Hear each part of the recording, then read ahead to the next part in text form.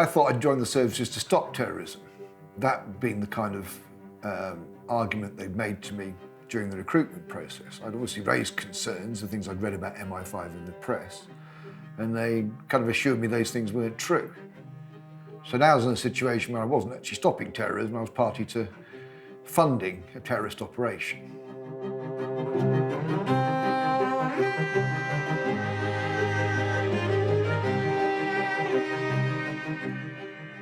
You might have heard many things about David Shayler. Spy, whistleblower, traitor, transvestite, prophet. But very few know the real man. In late 2013, I sat him down in a cell known as the Tank in Highgate, London, and debriefed him on his experiences.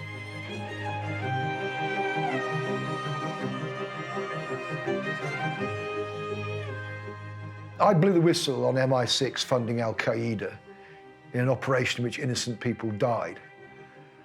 I blew the whistle because I believed that a wider audience needed to know what was going on behind the scenes in the British state.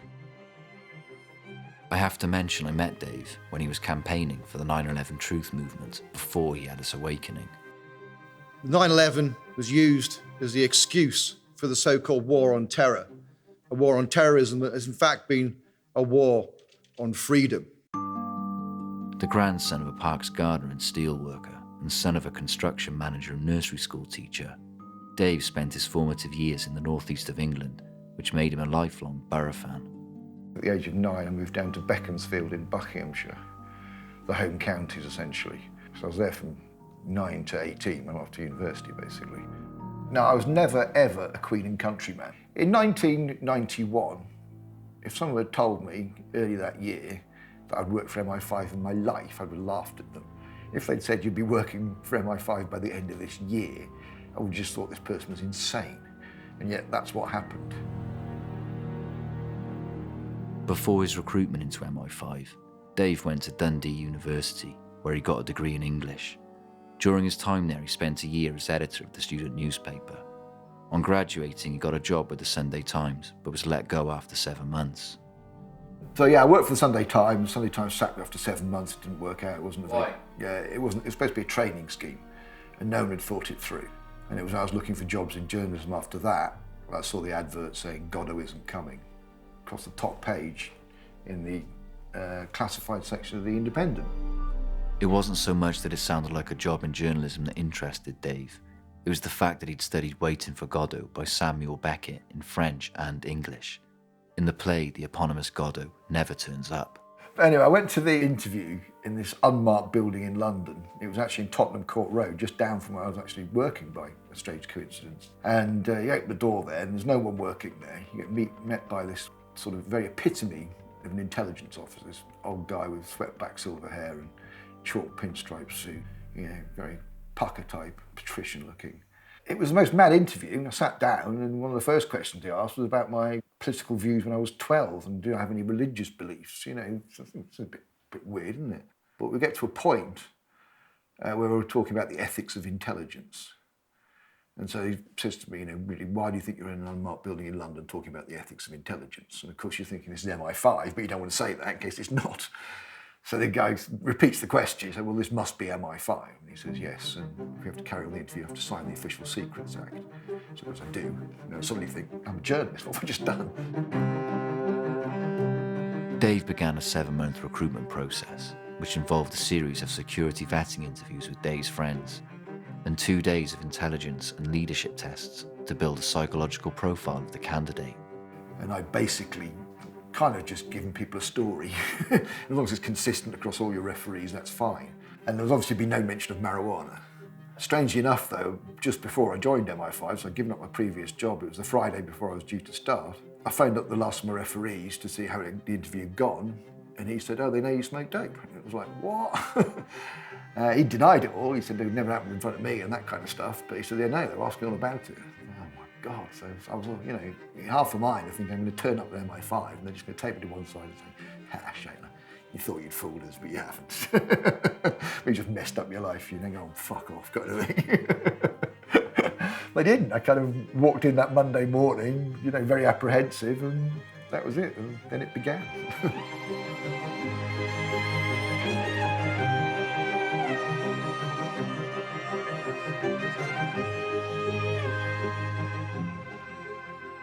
I joined MI5 in November 1991. After a few weeks training, I spent a couple of weeks in the vetting section. My star designation, my MI5 number, was C3P3, which is so close to C3PO it's frightening. Then I moved to the counter-subversion section about March 1992. In August 1992, I moved to the IRA section, which was called T2A. And this had just been set up. This was MI5's new responsibility at the time. So I was part of this new team dealing with the threat from the IRA on the British mainland. And I spent 2 years there. I was responsible for the first MI5 intelligence-led arrest against the IRA on the British mainland that led to a conviction. There was a case of a guy called Sean McNulty. I worked in other operations against the IRA, which ultimately led to convictions, people like Phelan Hamill and Hugh Jack and Rab Friars. I want to go into now Libya, move on to Libya, and then Lockerbie. Yep. It was about September, October 1994, I moved to the Libyan section. MI5 has a policy of posting people for 2 years. So my 2 years was up doing the IRA, and I went off to do Libya. My first reaction, just I really wasn't interested in the Middle East.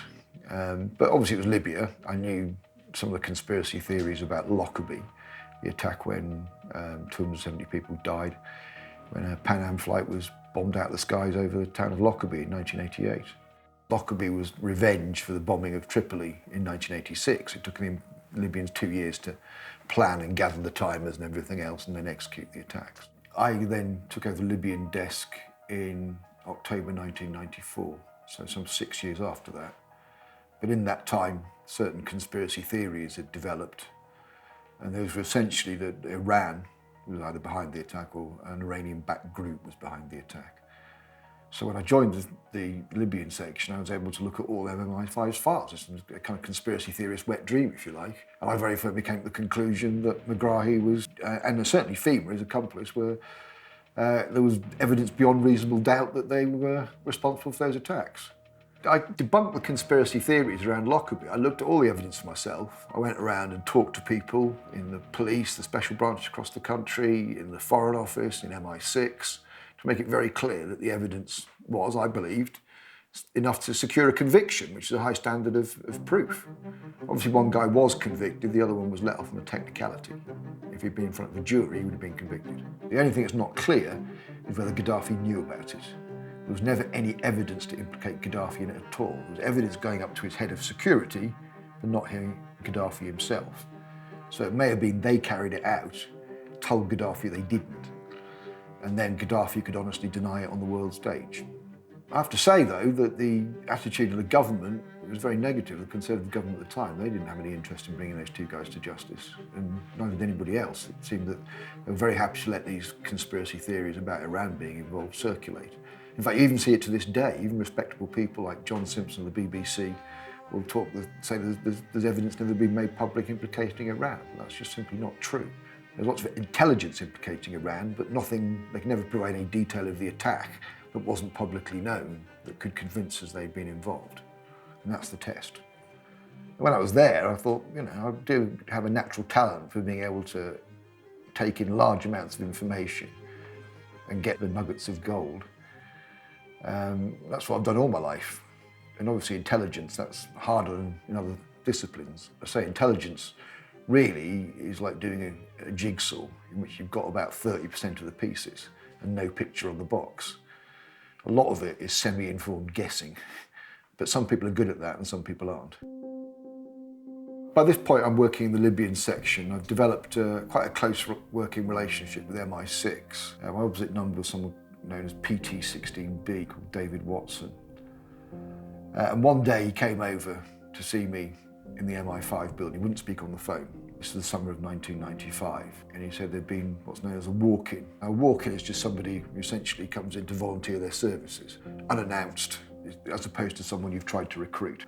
A Libyan military intelligence officer had come in and outlined a plot in which he was going to lead a group of Islamic extremists to assassinate Gaddafi and then take power in Libya. This had been relayed back to MI6 in London, and they were very enthusiastic. And the guy checked out, the military intelligence officer, who we think was somebody called Abdullah Abdusalam Radwan, we had other evidence to show that certainly he was in Libyan military intelligence. Radwan was actually an associate of Osama bin Laden.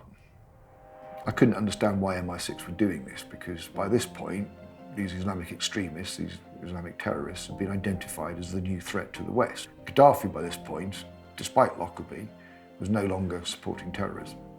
His plot, though, had to involve financing. He had no money to carry it out. So this is the key part where MI6 come in. They're interested in funding him because he says if we take power, we'll hand over the 2 Lockerbie suspects, which had been one of MI6's objectives. Now, at the time, I kind of thought this was boys' own stuff.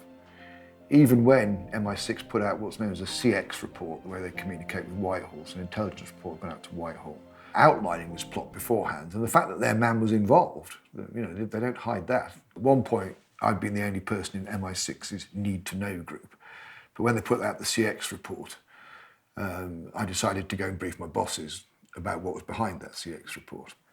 But shortly after that report came out, Christmas 1995, David Watson approached me and told me that they actually paid money to this guy, Radwan, we think was Radwan, who was codenamed Tunworth.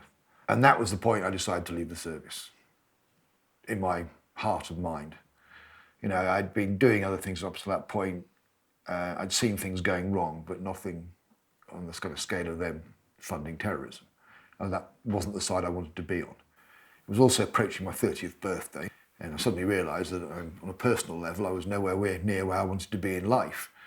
I kind of imagined myself being some kind of news editor or something like that, and here I was, suddenly briefed on this operation. Under the 1994 Intelligence Services Act, MI6 has to have the permission of the Foreign Secretary to carry out illegal operations at home and abroad. Only under these circumstances does it have immunity from prosecution under English law. When I gave the first interview about this, when they asked me about this, they said, Watson got permission? And I say, that's what he said, yes. And obviously, when I was in MI5, I had concerns that actually, the way he'd said it to me, that they didn't have permission of the British government. So I had raised that with my MI5 bosses. The attack was corroborated by 2 signals intelligence reports, quoting the Egyptian and Moroccan services. These were intercepted by GCHQ. And they both outlined an attempt on Gaddafi's life, in which the group attacking had put a bomb or a grenade under a car, but they got the wrong car in a cavalcade. People had died in the explosion, people had died in the ensuing firefight between Gaddafi's security forces and the attackers. And at the time, my kind of blood ran cold, because I really had up until that point been able to maintain that I was actually on the side of stopping terrorism. Suddenly, a kind of barrier had been breached. And I felt just sick that even I knew about this, that innocent lives had been lost as a result of an operation funded by an arm of the British government. I first met a journalist in the summer of 1996. He was from the Mail on Sunday. I used a cutout, a mate, to phone around the newspapers, and he selected this guy. Now, I met him a couple of times. I then left the service, but my view had always been to do an off-the-record story with the Mail on Sunday. But in December 1996, I decided I was going to do it on the record, to stand up and be counted and make sure that something changed, essentially. By this point, David personally witnessed MI6 involvement in an assassination operation, the service providing disinformation to newspapers, and MI5 letting a Libyan external security organisation officer into the country, who had then been expelled, but only after he'd set up a network of undercover agents in the UK. In August 1997, Shayler called upon his skills of running counter-terrorist operations to go deep cover with the objective of befriending 2 journalists from the Mail on Sunday. Nick Fielding and Mark Hollingsworth debriefed Shayler in August of that year, and a plan was set in motion to publish the disclosures in the newspaper. It was like being in a kind of spy movie. We'd go home at night and there was a strict understanding that neither me nor Annie would discuss this at all in case our flat was bugged. So tell me Annie's role in all of this, briefly. Well, in terms of the whistleblowing, to be honest, not a lot. Obviously, I discussed it all with her. Got her on side with it, which took a process of months. But all the meetings, everything were done by me. She was kept completely clean, so they wouldn't have any excuse to go for it. But she was supporting what you're saying? Yeah, she was. Yeah, she was also an MI5 officer, and she was supporting my main disclosures. Yeah, I met Annie early on in MI5 in early 1992. She was also in the counter-subversion section. And we used to go out for drinks quite a bit. After about a year of courting, I started going out with her. 3 months after that, I moved in with her.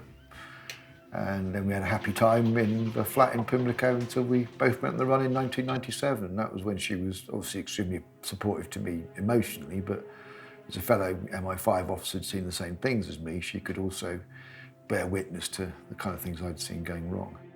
When I left MI5, I took some documents with me to prove what I was saying, essentially. I didn't want to think that people would lie about this, but it would be nice to have some proof. And when I was doing the story, I got the friends I'd given these documents to for safekeeping to deliver them to the journalists.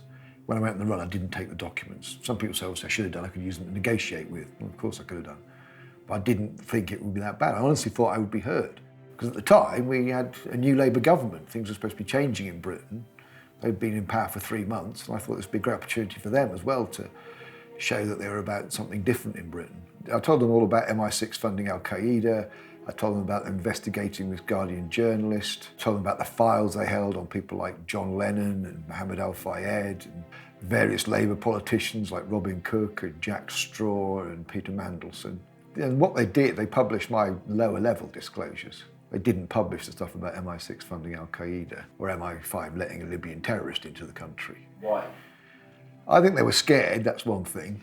But I think there may have been manipulation behind the scenes. I mean, at the time, by my current standards, I was quite naive. Even though I'd worked for MI5, I didn't realise that behind that there was this orchestrated conspiracy, essentially, of secret societies and private security firms. After being debriefed at the Mail on Sunday's offices in Kensington, Dave then met Annie at the Ramada Hotel near Heathrow. She had been making preparations for the two to go on the run. And then we left Heathrow and touched down in Amsterdam. But I do remember the feeling of the sort of wheels leaving the tarmac and a sort of strange sensation of thinking, what happens now? Because obviously at this point the story hasn't come out. It's going to come out on the Sunday, or actually published on the streets that Saturday night. And thinking, what happens next? How will they respond to this? Will I come back to the UK? Will something weird happen that means I never come back to the UK again? So it's quite a moment. Once the disclosures were published on the 24th of August 1997, Shayler and Machon were effectively fugitives on the run from the British state. The two hid away in a hotel room in Utrecht, Holland, remaining incommunicado until Shayler was invited to appear on Newsnight, the BBC's flagship current affairs programme. The next day, Shayler and Machon headed to Amsterdam, where Shayler fleshed out his disclosures in more detail to the journalist Michael Crick. The two found themselves competing for headlines with Princess Diana and Dodi Al-Fayed. That week, Diana said she had an important announcement to make. Worried that their cover had been blown to the British Secret Services at the Amstel Hotel in Amsterdam, Shayler and Machon jumped on a high-speed train, first to Paris and then to Bayonne in the southwest of France. On that journey, they learned that MI5 and the British government had obtained an emergency High Court interim injunction banning Shayler from making any further disclosures about his time in the service. Now, my plan always was that the other side would take out an injunction, they would ban us, knowing that that would make the story 10, 100 times more popular. And they played into our hands. That Saturday, they took out a High Court injunction. People across the world love stories about MI5 and MI6. The idea is an ex-officer trying to blow the whistle, he's been banned by the British government, plays into the hands of all the kind of foreign media. So I thought everything was going to plan. This was going to be enormous, and we kind of virtually won. I went to bed that night thinking virtually it's game over. Next morning, I got up and put on the telly, and there was a documentary about Princess Diana on. And it was only at the end of that, when I heard the words, La Princesse Diana est morte aujourd'hui, Princess Diana died today, I kind of realised the enormity of the situation we were in. We'd blown the whistle, our low-level disclosures had come out, but now we didn't have the oxygen of publicity. I remember calling through to Annie saying, Princess Diana's gone and fucking died. And Annie coming out of the shower and just shrieking and just thinking the same thing as me. This is going to be very difficult now. Obviously, in normal circumstances, whistleblowers get one chance. I've been blessed to have several bites at the cherry, I really have. So I'm not saying they killed Diana to knock us out the headlines, but if you've got a plan to murder her because she's about to bear Dodi Al-Fayed's son, this was an excellent time to do it. Because it knocked us out the headlines and there was no other news for about 2 months in Britain. And what's your views on Diana's death? What do you think? Well, Diana was definitely murdered, there's no shadow of a doubt about that. You've only got to watch the film Unlawful Killing, will give you an indication into that. And it's absolutely clear that the reported white Fiat Uno and motorcycle riders going into the tunnel were not paparazzi. All the paparazzi had been accounted for that night. So these are mysterious people. Strange enough, of course, the CCTV on the tunnel that should show us what happened is not working. And that's a feature we often see in these false flag operations. Who is behind it, I don't know. I like to not think it's the royal family because I don't think they're truly powerful. MI6 certainly could have done it, but I think in some ways it's more likely it was Mossad. Because the Zionists didn't want a Muslim half-brother for their Zionist half-king. And they see William and Harry as the end of the bloodline, the Zionist king predicted in their protocols. And also Princess Diana was going to go to the occupied territories. And wherever she went, she took the world's media with her. So the world's media would see how the Israelis were treating the Palestinians, and that would have caused an international outcry. So I think it's more likely that it was Mossad that took her out. After 9 months of putative negotiations with the Blair government, Dave and Annie had become increasingly frustrated with ministers' refusal to even hear their evidence. In July 1998, the two headed to Paris for several meetings with the view of getting the MI6 funding of Al-Qaeda to a wider audience. We got up to Paris on the Friday to meet both the Mail on Sunday and the Sunday Times. We were also supposed to be meeting Richard Tomlinson, the renegade MI6 officer, even to the extent that Annie had phoned him in his hotel room, made contact with him, and when she'd gone to phone him again, he'd completely disappeared. The hotel reception were denying all knowledge of him. That's how crazy it was. We even changed hotels that night. And then the next day, when I thought it was all settled, I thought both newspapers were going to run this tomorrow. And I came out of this metro, got absolutely soaked on the way back to the hotel, thinking I'd just be going up to my room, getting a shower and putting some clean clothing on. Unfortunately, that wasn't be the case. I got accosted by this sort of small bloke. He said, "Êtes-vous Monsieur Shayler?" And I thought he was one of the hotel staff, so I thought he was being a bit cheeky. So I thought, "Who are you?" kind of thing. And he said, "La Police Nationale." And that was a moment where I kind of suddenly froze. Because you kind of tried to prepare yourself for these moments, but you never really can. What I couldn't get over at the time, though, I thought these guys were terrorists. They just didn't look like policemen. They just looked a bit rough and ready. Even though they've shown me this kind of ID, it just looked a bit like the kind of ID you get out the back of loaded. Obviously, I wanted Annie to know I'd been arrested. I think their plan was just to bundle me out the door. And so I told them when they asked for my pièce d'identité that it was up in my room, knowing full well it wasn't. But they went up there and obviously Annie knew I'd been arrested. In fact, she got straight on the phone to the Mail on Sunday journalist who was staying in the room upstairs. And there was all these dramatic moments in London when they literally hold the front page and he's like phoning in a story and it's, you know, Paris swoop on MI5 man. I did have a panic attack. I suddenly kind of thought these guys were just going to drive me off to the woods and put a bullet in the back of my head, you know. And they took me to the Minister of the Interior. Then come out in this lobby, and I recognise it. I've been there before. In my work for MI5, came over to see the Libyan section of what's called the DST, the Direction du Surveillance de la Territoire, which is the French equivalent of MI5, effectively. And once I kind of made that bond with them, their attitude changed. They were all kind of coffee and Coca-Cola and cigarettes. Firstly, I had to get rid of some weed, which I had in my pocket, which the secret police hadn't actually searched my wallet, they hadn't found it.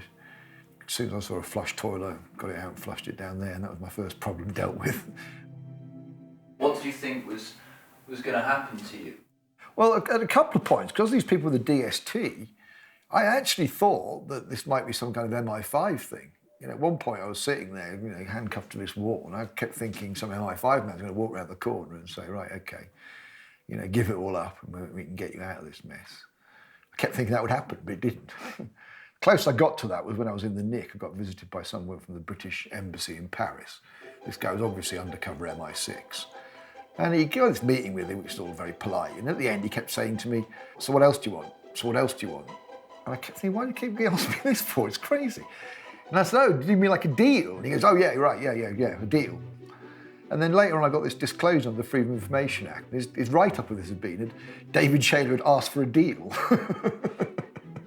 So I did. I wrote the Prime Minister saying this is, appalling record keeping, basically. It's not at all what happened. Then in the morning, I was taken by a gendarme under the city and up into the courts. I was kind of thinking that I was going to see a lawyer, but I didn't realise at the time they were holding me under French national security laws. First I knew I was going to prison when the guy said, I said to him, when I'm going to see my lawyer, and he said, you're not. If you've been sent back here, you're going to prison. It was suddenly the first time in my life, like, I'm going to prison. It was quite a shock, It was like, oh my God. The moment it did register was when I heard the boom of this prison door shutting. So I kind of felt at that point a sense of enormous injustice. I didn't get angry, but later on, when I did what's called an iboga trip, I went back to that moment and realised there was some kind of unreleased anger in me. At that point, all I wanted to do was scream and shout and, have a go. But I didn't want to give them that satisfaction. So I sat there and suppressed it, and during the iboga trip, that came out. So I kind of got rid of that particular anger. But yeah, when I was in the Nick as well, I read an article saying that Jack Straw, the Home Secretary at the time, saying that General Pinochet, who was responsible for the deaths of 3,000 dissidents in his country, deserved mercy rather than face extradition, when the same government wanted me extradited for blowing the whistle essentially on MI6 funding Al-Qaeda, and were quite happy to let me sit and sweat in a French prison cell. And that's what I see about the hypocrisy of all of this stuff. You try and apply the basic principles of truth and justice and honour and integrity to it, you realise that our system's completely corrupt. Why would people want to be protecting a dictator who's murdered innocent people and condemn a man who's tried to report crime to the British government and condemn him to a cell? You just realise there is no justice going on out there. It's just all about power. The night I was arrested, Annie had been alerted to my arrest, and she then phoned up the Mail on Sunday journalist who was staying in the room above us, and he phoned the paper. So the headline that night was not to do with MI6 funding Al-Qaeda, it was to do with the fact I'd been arrested in Paris. The Sunday Times ran a front page story as well, because I'd done a photograph of the Sunday Times that day, and they did at least hint at this MI6 plot. So it was coming out slowly but surely. They'd actually taken me out of the picture at the moment this story emerges into the mainstream media. On advice from the British government, the French authorities were holding Dave mise en secret, denying him access to a lawyer or visitors on the grounds that he was some kind of super spy. Unbeknown to Dave at the time, the story was leaked to the New York Times. Once it was in the public domain, the BBC was able to show a panorama investigation into Dave's disclosures after facing down the Blair government. So it came out in the summer of 1998, but the star witness, me, was in prison at the time. So I couldn't properly bear witness to what was going on. Nevertheless, there was a panorama special made about it, done by Mark Urban, a very respected journalist, which again they tried to ban, but in those days the BBC stood up to authority. And that went out when I was also in prison. I was absolutely astounded when I heard that this was the case. Because I say, my thinking up and then about SIS is that they were involved in a kind of boys' own comic. And suddenly this was very real. Suddenly we're talking about tens of thousands of pounds of taxpayers' money being used to attempt to assassinate a foreign head of state. So is that shocking claim about what went on at the key meeting here true? In the course of investigating Shayler's allegations, I have corroborated many of the key facts. There were indeed a series of meetings involving Shayler and the SIS officer PT-16B. Britain did have advanced knowledge of the attempt on Colonel Gaddafi's life, and British intelligence was using its Arab agent Tunworth as a cutout or go-between with Islamic militant groups in Libya. All of this begs the question, just exactly who knew what SIS was up to? When I was in prison in France, in Paris, in La Santé prison, I was awaiting extradition. With an extradition, you don't know how long it's going to take. So I was spending a day in the Nick, another day in the Nick, with no end in sight. And obviously the British government tried to slow down the process as much as possible to try and buy some time. They wanted me behind bars. So it took as long as they could. After the British government finally disclosed their case for Dave's extradition, there was a short hearing in front of the French High Court. At the hearing, the judge set her date for her final ruling, the 18th of November, 1998. I did have one of the most amazing moments of my life sitting outside the courtroom. The judge is about to make a decision, so I'm just rocking backwards and forwards in this chair saying I will not be extradited. Even though I was an atheist, I'd suddenly adopted positive thinking, basic affirmations. Eventually I walk in, it's almost comic because it's the translator who actually tells me I'm not going to be extradited. I kind of turned off. I don't understand French, I've got to concentrate. So I just turned off from the box a second, turned around, the interpreter goes, you're free. So what, sorry? He says, you're free. The judge just said you're free. After the extradition was refused on political grounds, Dave was freed. He spent the next 2 years living in Paris, briefing journalists about the MI6 plot and his other disclosures. The problem I had to deal with was trying to get back to the UK, which is my home country. I missed the UK. The story had come out and we had done as much as we could, including putting a document on the internet supporting the MI6 relationship with this guy from Al-Qaeda. When I was arrested and I was in prison and the story was emerging, Robin Cook went on television and said that what I was saying was pure fantasy with no basis in fact. So when this document came to me, the CX report that had gone out to Whitehall in 1995, I then put that on the internet to show there was a basis in fact for what I was saying, that they did have a man involved in the plot, not simply reporting on it, that they did have this plan to attack this cavalcade of cars, that they were looking for support. So this was the basis in fact. It didn't actually confirm payments, but that sort of report obviously wouldn't confirm payments. Nevertheless, it established a clear relationship between MI6 and the coup plotters. 3 years later, the Metropolitan Police launched an investigation into Dave's disclosures.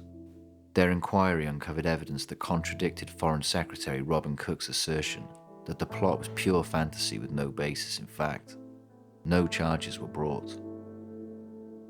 When I returned to the UK in August 2000, we'd had a mass media following as I'd come back and gone across the channel. They take me into this little room, and I swear blind, this guy says to me, "I'm sorry, but I've got to arrest you under the 1989 Official Secrets Act." I was bailed from Charing Cross Nick that day. I was then obviously free to go where I wanted in the UK. The only condition of bail was I'd handed over my passport. But they wanted me to run. You know, I know how to get out of the country without a passport. It's not difficult. So they really didn't want me on trial. But they had a series of pre-trial hearings. So that meant it was over 2 years after I came back that I was eventually put on trial. And I got closer to the British judiciary than my barristers did, arguing using human rights law. So I researched their law, researched the Official Secrets Act, looked at it all and put it in front of the judge who didn't want to know, but nevertheless, I know that day I won those arguments. And he refused at one point to rule on the difference between national security and national interest, which was key to my argument at the time, and something I didn't realise has importance now for the common law that I study now.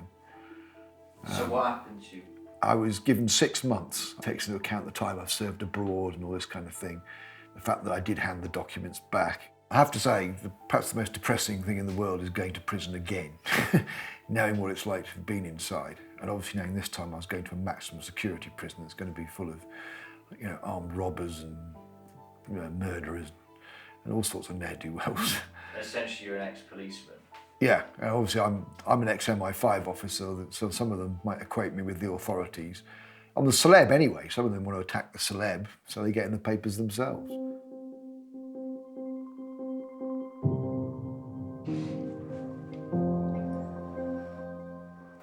So tell me about your time in Belmarsh, Dave. Well, in a sense, I was quite relieved to get into Belmarsh with only a 6-month sentence. They could have given me 6 years. I was also slightly pissed off as well, because I thought I'd done enough to impress the judge that actually I was a good chap and that I was caught up in these terrible circumstances. So I didn't think I deserved a custodial sentence. But once I was in Belmarsh, it was the relief of that process was over. Life, in one sense, in prison is easy. Obviously, it's laid on for you, a couple of meals a day, and you don't have to worry about anything else. So in that aspect, it was quite good. And certainly at one point in Belmarsh, I had to stand up for myself. I was in a queue for about half an hour to get the phone. You know, you get 1 hour a day. out the cell. So people want to play pool, they want to have a shower, they want to use the phone, so it's chaos basically. And I'd been queuing to use the phone for about half an hour, and this big guy just suddenly steps in, and like the whole place goes quiet like in a bloody film basically. And obviously they're all looking at me, and every instinct in my body is like, yeah mate, go on, use the phone, take as long as you like. Because I'm not a fighter.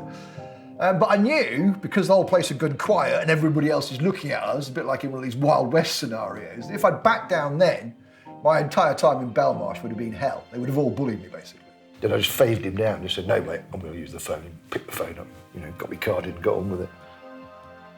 But it's been a great kind of source of comfort to me in times of trouble on this journey, to be able to kind of step out of being David Shayler and be Dolores, and it's just a way of essentially dealing with a whole lot of stress and things like that.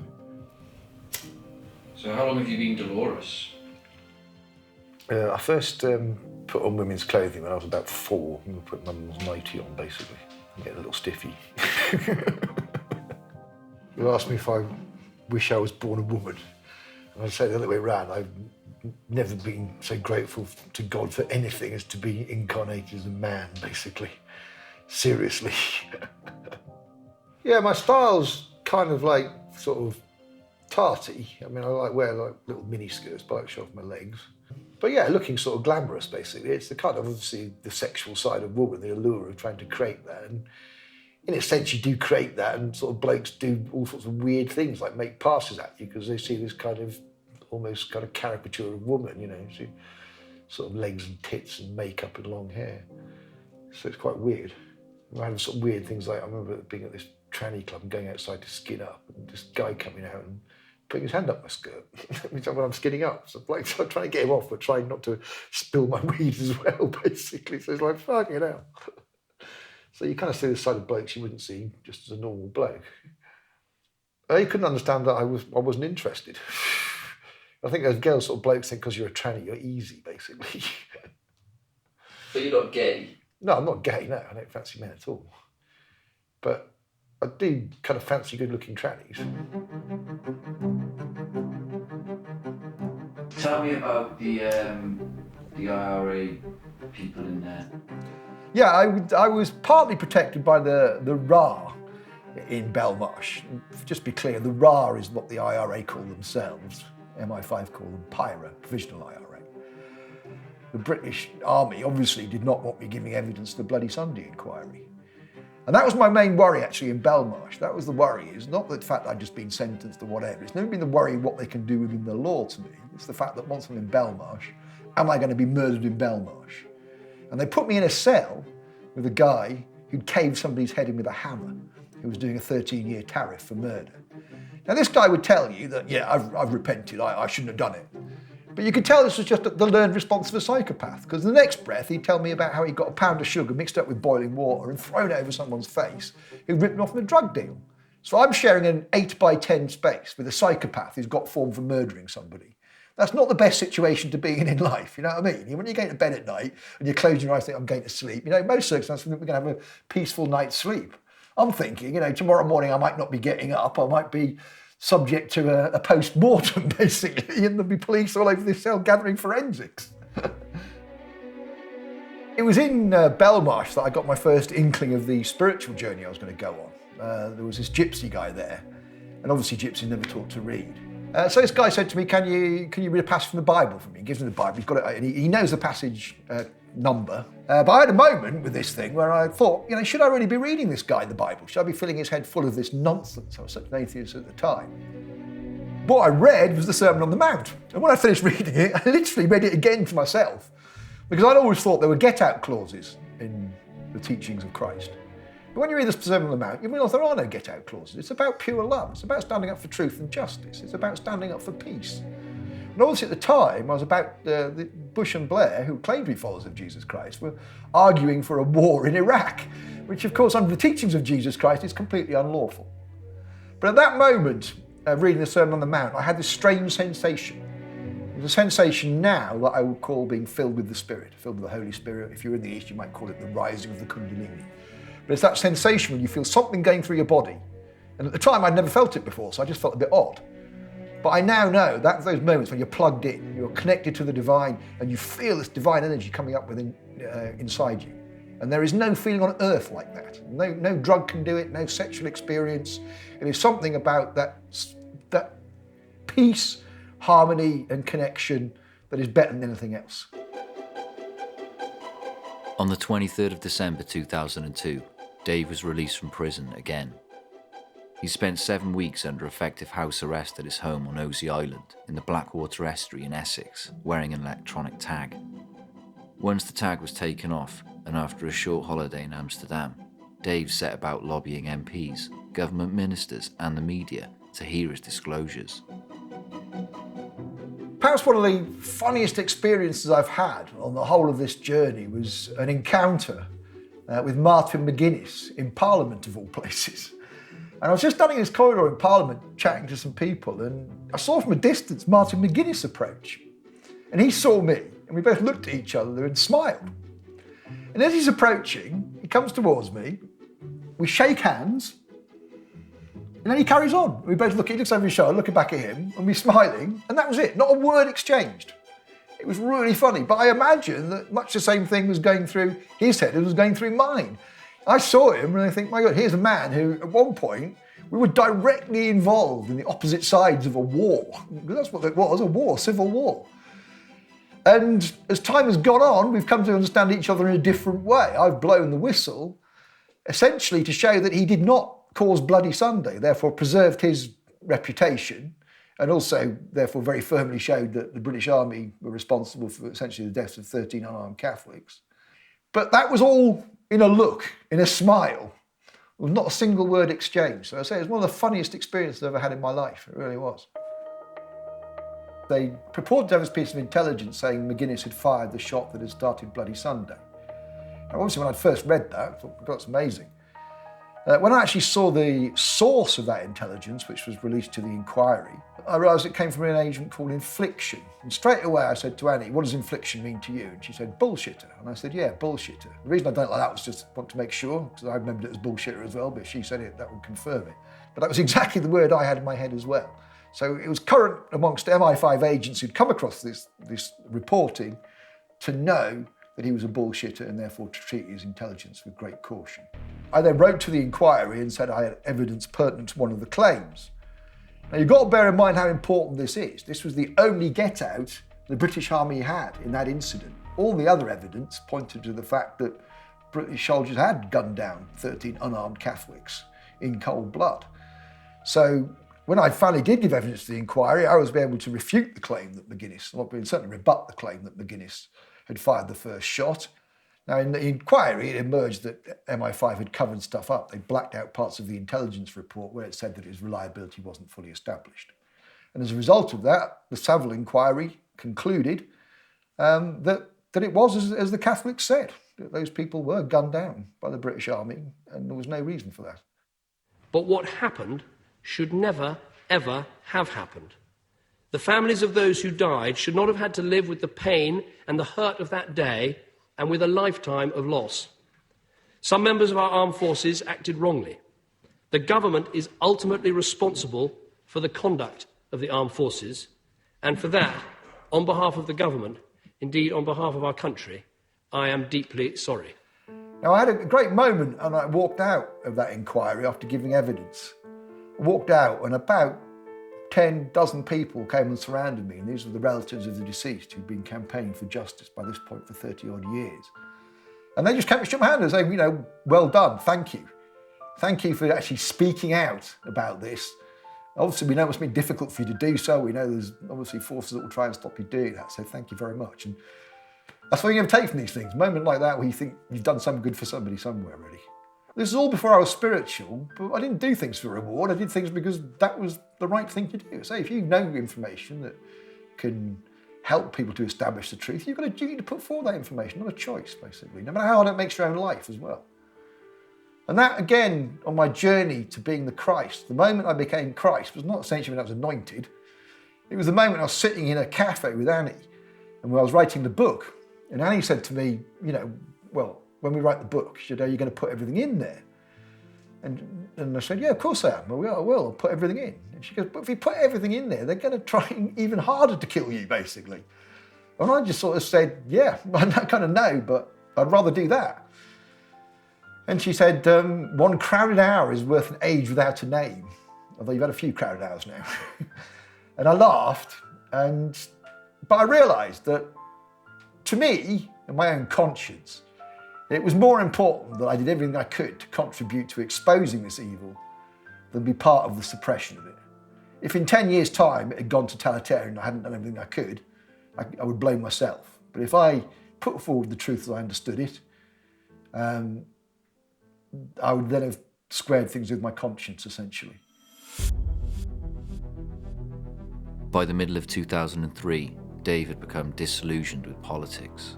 The only MP to listen to his evidence was Jeremy Corbyn, then a rebel Labour backbencher. But even he didn't dare ask the parliamentary questions that Dave had drafted for him regarding the MI6 funding of Al-Qaeda.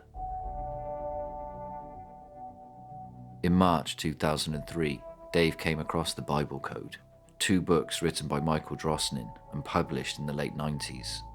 The book claims to demonstrate that the Torah, the Hebrew version of the Bible, can predict the details and dates of future events, including, some believe, the assassination of Israeli Prime Minister Yitzhak Rabin in 1995. To establish Dave's case for being the Christ, he claimed to use similar techniques to decode his name in the Torah. As a true rationalist, having my worldview punctured by this Bible code, I was determined to try and disprove it, because it didn't fit into my view of creation. But the more I read about it, the more I realised that actually it was true. So I then started to go on a journey, largely through reading of the esoteric, reading all sorts of stuff like the background to the Bible, the crucifixion, all about the Freemasons, Templars, Holy Grail. And I actually knew that I was making major progress towards a secret that nobody else had understood. But it was at that point that I was called away by the 9/11 Truth movement to go and expose the truth about 9/11. 10 years ago, I was making a documentary about William Rodriguez, the last man out the World Trade Center before it collapsed. It brought me into the world of the 9/11 Truth movement.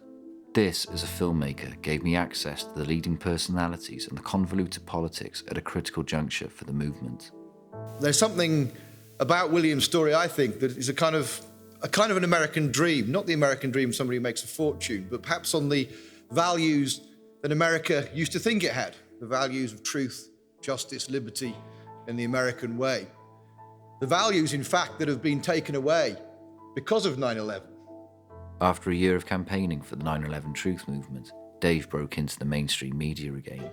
So you're asking us to believe that an American administration or elements within an American administration deliberately set around to murder 3,000 of its own citizens to justify invading Iraq? I am, because the profit's involved, and look what's happened as a result of it. Halliburton got a no-bid contract for billions of dollars.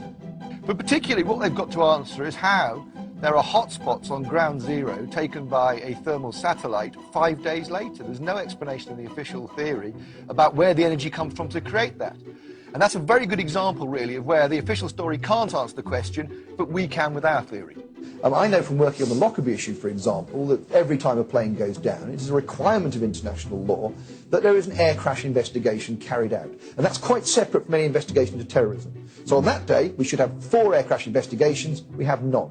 David, first of all, I gather you think they weren't planes that went in.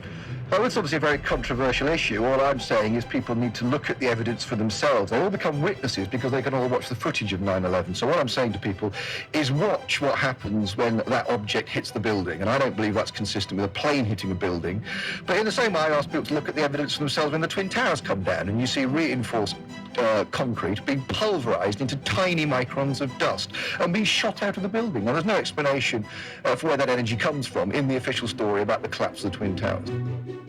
However, at the same time, Dave's relationship with Annie and the 9/11 Truth movement came to an end. Well, I can't take a decision now, so...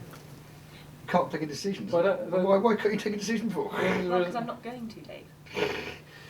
Well, I think... Well, I just done it... Well, okay. You know. You're not happy to have Dave up on stage at every opportunity then, Annie? I'm quite happy to organise all sorts of tours for him, but not this one, because there were strong But you're representations made. restricting Dave's presence from the media, from people, and he's had that all over the place already. We can do that again this year later, but we need to spread him around. Well, he's quite happy to be spread around by turning up at these events and maximising the effect.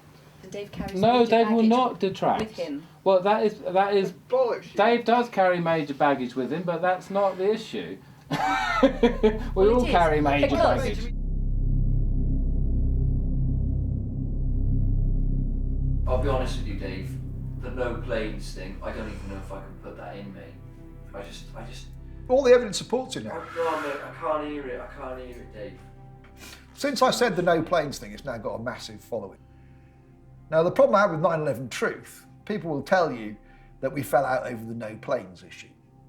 And to just be clear about what the no planes issue is, in my case, again, I had one of these blinding revelations one day where suddenly I thought, I know what theory fits all of the facts we know. And that is that they use missiles surrounded by holograms. Now, if you take a very rational approach to things, that is the correct attitude. As Sherlock Holmes says, once you've eliminated the impossible, what you're left with, no matter how improbable, is the solution. And that's what I'd argue with this theory. That it explains why, for example, people do see planes. But it also explains why, for example, the damage to the buildings is inconsistent with buildings being hit by a plane. Why, for example, outside the Pentagon, we've got a picture of something leaving a corkscrew trail, which is clearly a missile. So this theory explained all of the facts around the issue.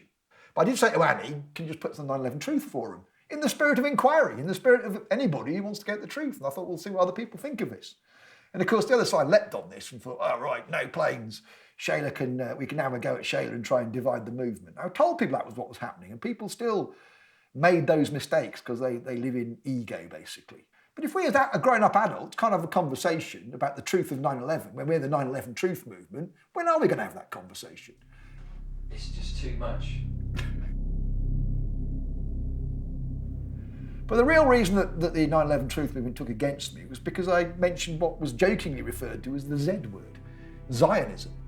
And let's be absolutely clear here, Zionism is a political idea. Judaism is a religion. So we're not talking about Judaism, the religion that talks about the love of God. We are talking about a political idea that is racist, that wishes to subjugate humanity, that wishes to create a ruling elite and a serf class. Now, I've seen these things going on in my lifetime. I've seen them laid out in the protocols of the elders of Zion. Exactly what they are doing now. It doesn't matter whether that's a forgery or not. Somebody has clearly picked up those protocols and is now following that agenda. And I think forewarned, forearmed. So I went out there and spoke about this. When people say, who do you think's behind this inside job? I would say we can't say specifically, but certainly it appears to be part of the agenda these Zionists are following. Shortly after the Jeremy Vine interview, the 9/11 Truth movement tabled a motion at their forthcoming AGM to disown David Shayler. He went to the AGM, where the motion was defeated. He then walked away from the movement. He then made 9/11 and the British Broadcasting Conspiracy, a documentary highlighting the BBC's partial coverage of the attacks with fellow truther Adrian Connick. The documentary was completed on the 24th of June 2007.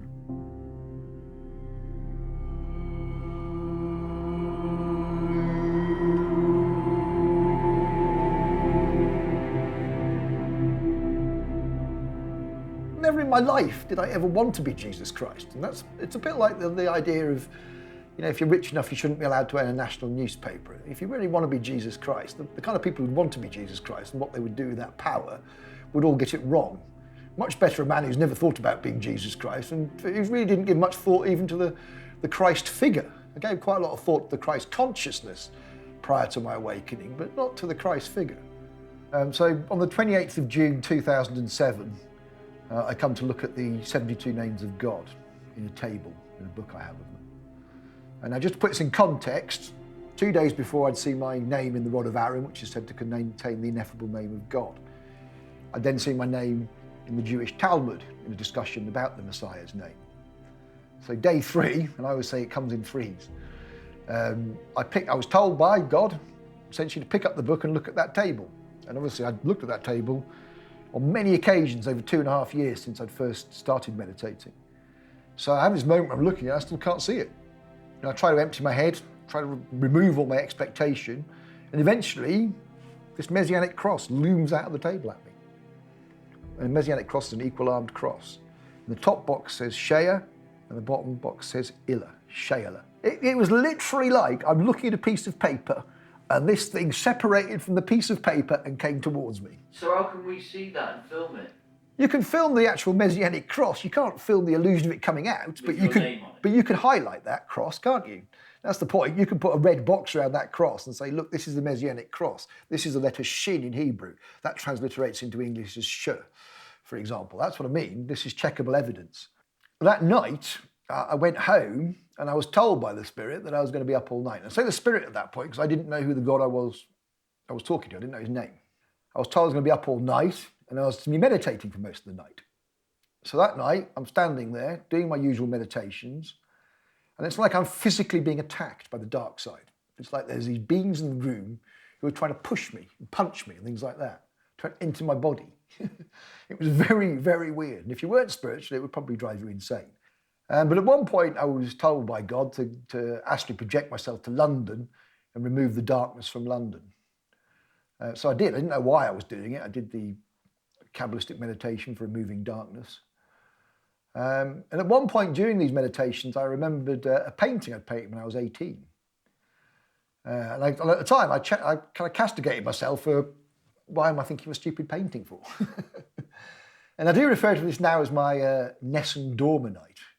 And at the end of Nessun Dorma, which is all about a king being up all night and awaiting a decision on which the fate of the kingdom rests, so it's all quite symbolic. So the next morning, I hadn't had any sleep. I went over to see Adrian, the Baptist, and the first thing he says to me is, do you see a bomb didn't go off in London last night? I thought, bloody hell, I was meditating about removing darkness from London. This is amazing. And I said, but I was doing it all night. It's a bit weird. And then the next thing came up on the news was that the police have located a bomb that was driven across London last night but didn't go off. I was like, wow. And then the next thing Adrian says to me, he said, do you see that crop circle that appeared last night? And at this point, he turns round the computer and I see the crop circle, which is one of a chessboard in perspective and pillars in perspective. And that was like the painting I'd seen the night before. It's got a chessboard in perspective on it. And I just suddenly said, that's my sign. It's me. I'm the Messiah. I've known this all my life, but I've only just realised it. And then I realised that somebody, in fact, just before that, I had that moment, or even though I was saying it, he showed me that somebody had superimposed The Last Supper by Leonardo da Vinci on it. And The Last Supper famously has no grail on the table, no grail cup. Famously, it has Mary, John leaning away from Jesus, but that makes an arrow to the empty chair opposite perspective I'm looking at. So in my past life, I painted this painting for this moment. I was sitting there looking at The Last Supper. The Last Supper is the last thing I see as a man. And then just went crazy after that. I had to say to people, get out of the room, even to Adrian, and then the heavens opened. I was connected to the divine in a way like I've never, ever been connected before, not really since. And when I got to the end of the process, I was literally just flat on the ground. It is not a temptation that delivers from evil, for thine is the kingdom, the power, and the glory, forever and ever.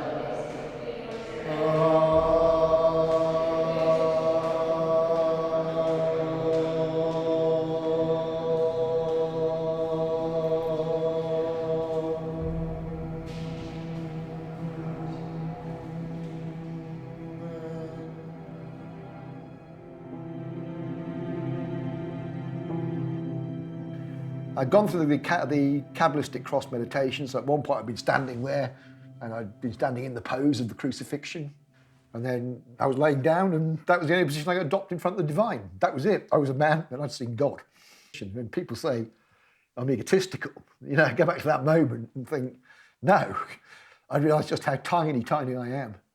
And I went to the crop circle that day as well, sat in the crop circle and had this great insight into my own life where I suddenly realised, that explains it, mate. That's what your life's been like. It is because you're Jesus Christ. Now it all makes sense. And I say, you know, it was in many ways like being on a mushroom trip without taking the mushrooms. And then the next day on the Saturday, I woke up and thought I'd gone mad. That was probably the only point in this journey where I've ever thought I've gone mad. 2 days later, Dave went round to see Adrian again. Unbeknown to Shayler, Adrian had called in a clairvoyant to try and determine if Dave was Jesus or not. Adrian was understandably worried that Dave's revelation that he was the Christ was about to undermine all the hard work they'd done in their latest documentary. And I have to tell him before I go in that the clairvoyant won't acknowledge the Messiah. It's told in a modern retelling of the prophecy called The Matrix, where Neo is told he's not the one when it turns out that he is. So I lay down the bed, this woman sits down, she goes, woo, like this, and it was like, turn around, you okay, kind of thing, and she goes, she told your past life went through me then. She said, there's loads of famous people in there. My God, she said, I've never had this before. I've got to get focused. So she's like, focused. She goes, and she kept saying, you are close to. And I already knew, for example, I was Benjamin Franklin, so she would say I was close to George Washington. I knew I was Tutankhamun, so she said I was close to Akhenaten, who was Tutankhamun's father. She then suddenly stood up and made the cross. And she said, you get a channel from Magdalene. Her voice completely changed. And suddenly she said to me, you are Yeshua. You are the doctor. You are the teacher of righteousness. For the millennia you've stood in the face of evil. You've been tortured. There's a woman, you've been raped. They've done just about everything they can to you. But as a result of the fact you acknowledged yourself as the Messiah 3 days ago, it's all on in 2012 and the universe is going to change. So it's all good news. When she breaks this channel from Gaia, she says, I've got a message. Today, for the first time in my life, I bought spikenard. And spikenard is what they use to anoint Christ in the Bible. This is the first time she's ever bought it in her life. And then she proceeds to anoint me. Oil on the feet, oil on the wrists, and puts the Messianic cross on the forehead. And tells me it's a Messianic cross, an equal-armed cross. So I got up and I said to the woman, do you know what you've just done? She said, yeah. And I said, you've just anointed. I said, a Messiah. I should have said the Messiah. And she said, no, I haven't. And she wouldn't believe me. So when I'm coming out, Adrian's desperate to know what she said. And I'm arguing with her about the significance of what's just happened. And we come out and I said, yeah, Adrian, I told you. She would not acknowledge me as the Messiah. So although she was very good at being able to get messages from the gods and perhaps see some of the spiritual stuff, in fact, she rather bizarrely predicted the shooting thing. She told me I had 2 bullet holes in my astral body. And that was before I went to Amsterdam. And I was shot at with an ice bullet, or possibly 2. All right. Stop there, guys. Okay. Fucking hell, Dave.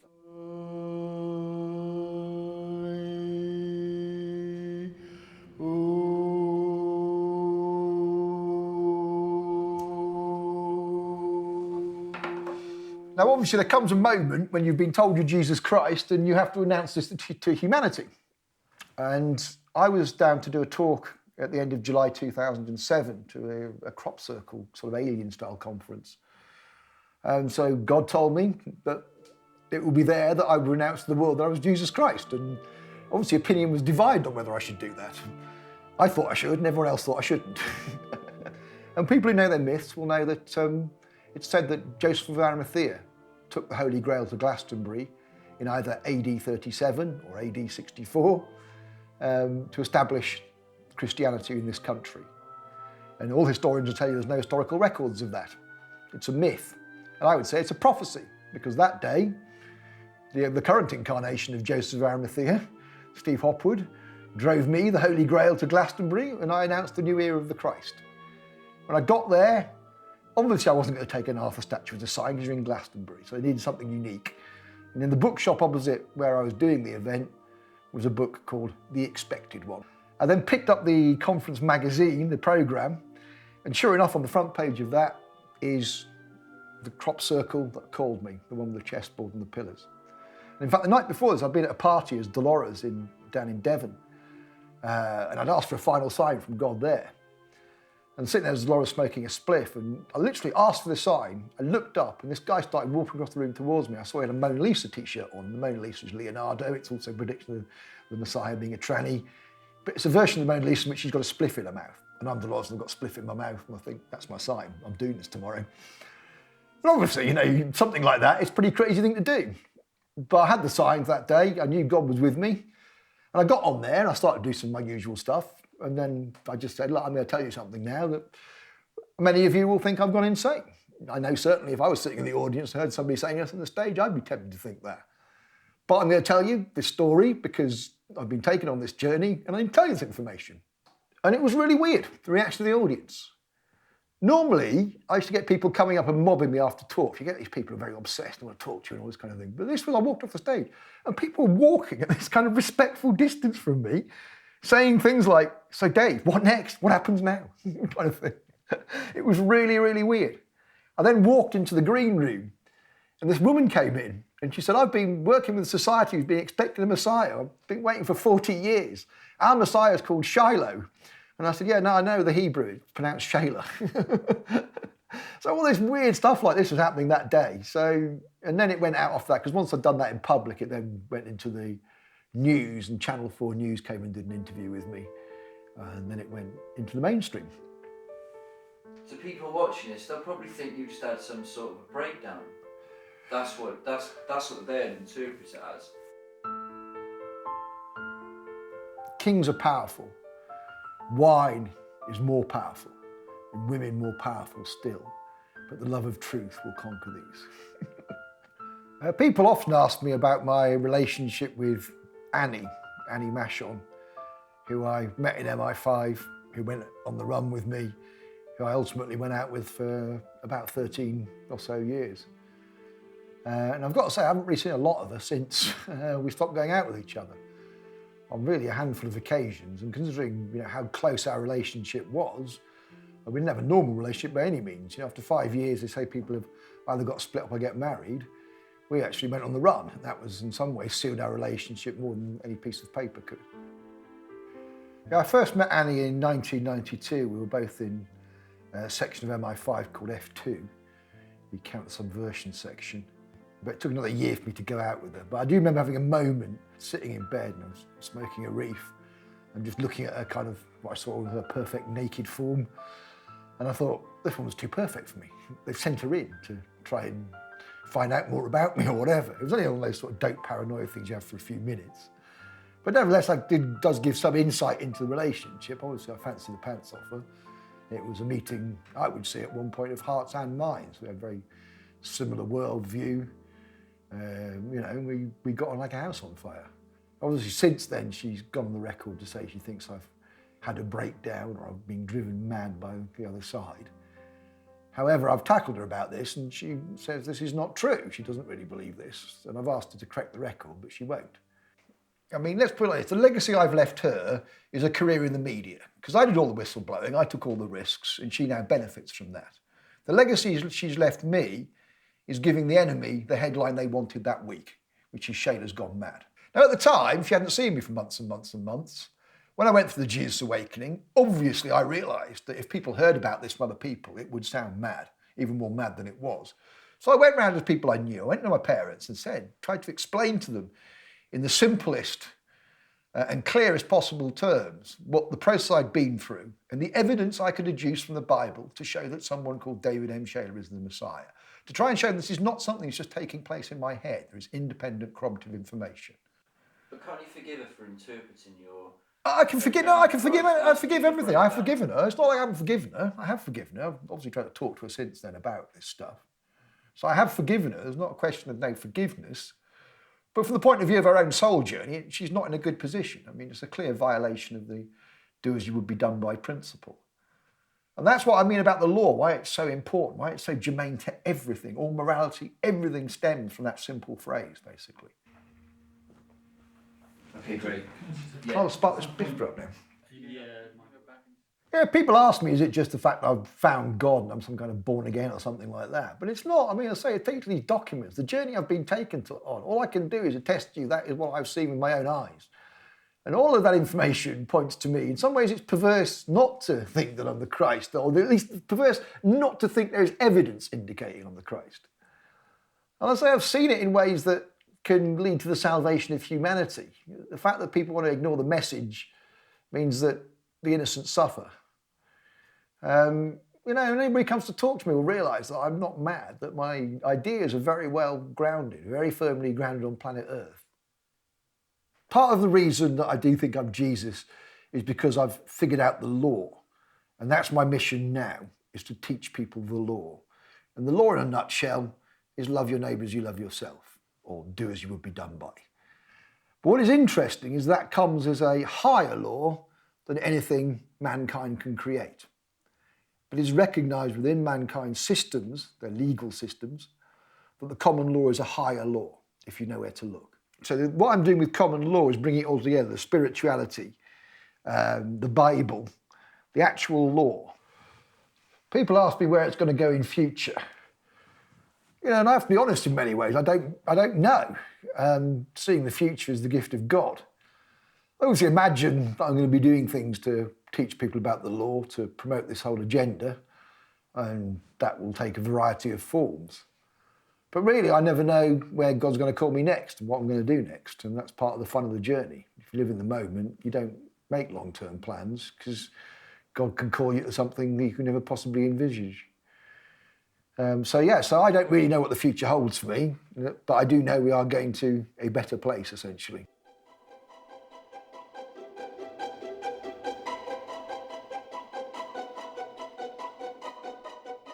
After the debrief, I had a wealth of intelligence which I had to sift through and assess to make this documentary. I knew the story was far from over. Before I bring you up to date with new developments, let's catch up with the plot. After Dave awoke as Christ and fell out with Annie in the 9/11 Truth movement, he had found himself living without money on eco-projects for the first time at Tyting Farm, then Hackhurst Farm, both in Surrey. The warrant is issued against the land, not against the people, so it's recovery of the land. So you come to evict the land? Right. In late 2009, when I heard Dave had finished up on Kew Eco Village in southwest London, I felt the need to go and interview him again. The aim of the mission is not to have followers. The problem with previous people who claim to be the Messiah is that they've generally set up a cult of personality around themselves. And that's what I'm trying to avoid. In fact, part of the Dolores stuff is to try and avoid being the kind of charismatic sort of male leader and so on. What I say to people is, don't follow me, you'll end up in there. Follow the way, follow the teachings. It's everybody's own journey of love in their hearts, and they've each got to make an individual decision to go on that journey. In 2011, Dave had begun to publish the Third and Final Testament, his research into the law. After we did the debrief in late November 2013, I caught up with Dave again when he was living in a caravan, without money in Runnymede near Windsor Castle. I wanted to find out if Dave was living the life of a postmodern prophet, or if he was living the life of a madman. How'd you get it? Belinda gave it to me. Obviously, it's an act of charity for which I'm grateful, but I think she also wanted to get off her drive because the neighbours in Highgate had been saying it looked quite unseemly. So yeah, come in. This is where I live at the moment.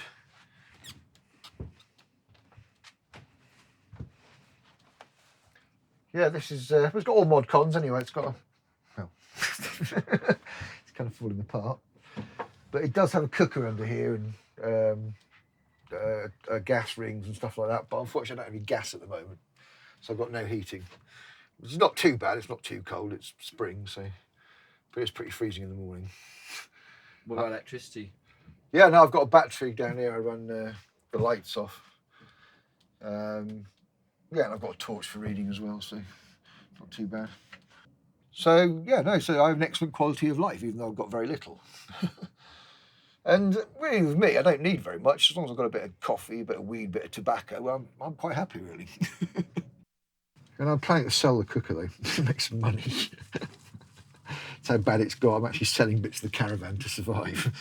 What about a girl? What about a girl? Yeah. Would you can't bring a girl back here, Dave?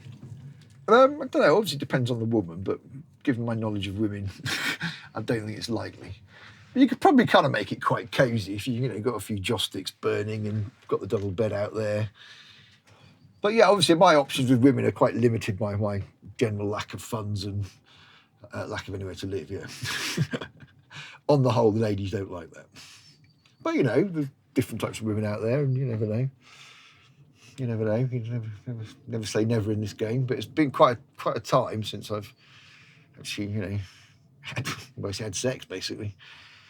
So just fucking. In fact, I walked out the other day. I haven't had sex since the start of the new world on the 21st December 2012. But have you had sex as Jesus yet? Oh yeah, I had sex with Jesus. Yeah, I met the bride of Christ and obviously consummated the union. Then fell out with her. That's why she's the bride, not the wife of Christ. Well, of course it's bizarre, but I mean, at the same time, I've such an antipathy to paying rent or being in the system. It's better than that. Simple as that, you know. I've never been so grateful to God for anything as for the fact that I only had to work a 40-hour week for about 6-7 years. And I've got very little money, but, you know, so what? Yeah, but why did he choose you? Well, why does God choose me is because when I was tested in those ways, I behaved like a Christ. And say the journey to Christ is one of love, which involves things like standing up for truth and justice, being prepared to suffer all sorts of persecution to tell a greater truth. And for some reason in my life, I've kind of done that. But again, I say it's because I have this karma that comes from past lives. You know, I am literally standing on the shoulders of giants, you know, people like Che Guevara. I'm tapping into the soul of Che Guevara at times, or the soul of Benjamin Franklin, or Mark Antony, or Hannibal, you know? You really believe that? I really firmly believe that. Because people are going to think you are bonkers. Well, they've got to listen to what I actually say about the world, and what I say about changing the world, and what I say about understanding human nature, and they will agree with that. That's the point, you know? Does that make you Jesus? Of course, that is part of the case for making me Jesus, yes. The fact that I can see the way forward. Somebody once said, what is the great definition of wisdom? And it's actually just being able to know what to do next. Do you get complaints from anyone coming by? No one's complained. Had a odd conversation with people, nothing unpleasantly. Well, it's an eyesore, isn't it? It shouldn't be there. This is a place of beauty. Tonight, in an ideal world, obviously, I would have somewhere to live, but I don't have anywhere else to live. Well, why do you have to park it there? Just, because there are other places. See, I'm not harming anybody. Well, I think you are. I think you're spoiling the beauty of this area. I've written 3 serious articles recently. One about the intelligence services of the real conspiracy theorists. One about the ISIS in Iraq and Syria is just more continuation of the same old nonsense of the New World Order. Do you pay tax into the system? I do, yes. You're supporting a system that insists on unlawful war and suppression of mankind? Well, only because I have to. No, you don't. You're the common law. You don't have to do I that. don't want to live in a caravan like that on the top of a hill, if that's what you're saying. And the last one I wrote was about the paedophile thing. This barrister called Michael Shrimpton, who just seems to be a US intelligence mouthpiece, has said that former Prime Minister Ted Heath was a paedophile who abused young boys on his yacht and then murdered them by throwing them over the side. Really? No, I'm saying you shouldn't be paying your taxes in terms of supporting a country that has gone to war and caused all sorts of deaths through things like white phosphorus. Do you know what white phosphorus does to human beings? It burns through their skin. Now, your taxation has funded that. I don't have any say on how that. Oh, you do? You can stop paying your taxes. But I think all this is a distraction to get away from the Leon Britton issue. Leon Britton was Home Secretary in the 1980s, and he has... Somebody has given a statement saying they were abused by him. And he apparently has admitted being at this place called the Elm Guest House, which has been subject to police investigations for its links again to paedophilia in the 1980s. So there's a whole lot of paedophile stuff that they've been trying to suppress that seems to be coming out at the moment, slowly but surely. If you want to attack me about, say, offending people's rights, I don't think I've done anything to offend people's rights at all. Well, I think, you know, as Jesus Christ says in the Bible, you know, don't judge others, have a look at yourself first. Yeah, but don't be concerned with a splinter in my eye when there's a plank in yours. No, so, I'm sorry, you're changing the subject. No, I'm not. I'm actually quoting you some good spiritual wisdom. Okay, well, I accept what you're saying. I don't understand why people would think I'm schizophrenic if I've had past lives. You know, it's one of those things, if you look at the world phenomenon, you'll probably find there's more people on the planet who belong to cultures that believe in reincarnation. But you said don't. you hear voices of... I said I was drawing on the wisdom of Che Guevara, the wisdom of Benjamin Franklin. Doesn't mean I have a conversation with them as such. But I had an experience when I was going through my awakening where I connected with the soul of John the Divine, writing the book of Revelation, for me, the final incarnation. I didn't speak to him, but I found myself in his consciousness very briefly, knowing that he was writing this thing for me and that he was encoding it in a way that I would do it. Obviously, he was me, and therefore that was a way that I would ultimately understand. But it was such a a code of such finesse that only I would understand it and no one else would. How would you go from being a rationalist to that, though, Dave? That is still rationalism. There's no abandonment of rationalism with any of this. I would say that science abandons rationalism when it says that an atom just appears from nowhere. But psychiatry makes the mistake of faith. It's a misplaced faith. But psychiatrists have so much faith that God can't talk to someone, they immediately assume that anybody who hears a voice in their head is mad. And a guy tested this out a few years ago, where he sent people into psychiatric institutions and they were told to say that they had heard somebody say the word thud to them. And so on the basis of that, none of these people were mad, by the way, quite a lot of them finished up getting sectioned. And the guy came in and said, look, these are all perfectly normal people and you've sectioned them. So the psychiatrist went, oh, well, that's not a fair test. We didn't know. So he said, if we know you're sending in people who aren't mad, we will spot them. So the whole experiment goes on for another few months. Guy goes back in again and they say, oh, yeah, we spotted 15 of the people you sent in. And the guy turns around and said, I didn't send anyone. So it just shows what a farce psychiatry is. Psychiatry is not a division of medicine. Psychiatry is a division of the pharmaceuticals industry. In late 2014, Dave left the caravan at Runnymede. By that, I mean he just left the caravan there. He was now living in St Ephrem's Mount in Streatham, southwest London. I don't understand the impulse to fancy a man as such, because obviously men are nowhere near as good looking as women, are they? Women are beautiful, they look like goddesses in their finer form. And I think that's kind of at the heart of being a tranny in some ways, is kind of wanting to almost replicate, or try to replicate, and obviously failed miserably, but trying to replicate the sexiness and allure of women, which really is their USP, their unique selling point. What does your dad think about it? My parents obviously had no idea about any of this stuff, and to give some background to this, my parents were quite working class, they made good, but nevertheless they were born with those kind of northern working class attitudes of the 1950s, when things like, transvestism and cannabis and things like that just didn't exist. These weren't part of people's lives in any way at all. What happened was I then went out with this woman, and before I went out with her, I showed her the pictures of me on the internet as Dolores, and said to this woman, this is part of my life. If you can't take it, there's no point in us dying, because I'm going to carry on like this. And she said, oh yeah, no problem. She was spiritual, so I thought she would take it all in her stride. But later on, we split up, in which, and Dolores at the time was part of the issue. So she then downloaded these pictures from the internet and sent them to my parents. And this is obviously completely out of the blue for my parents. They had absolutely no inkling whatsoever. So when you combine that with me going on about 9/11, the banking industry, the Zionist takeover of the world, and me being Jesus, they start to think he's finally flipped. So my brother and my father came down unannounced to see me when I was living in Devon. My father was kind of a blunt Yorkshireman. Just suddenly turns around and goes, what the bloody hell's all this about you cross-dressing then? Oh my God, now, how does he know that?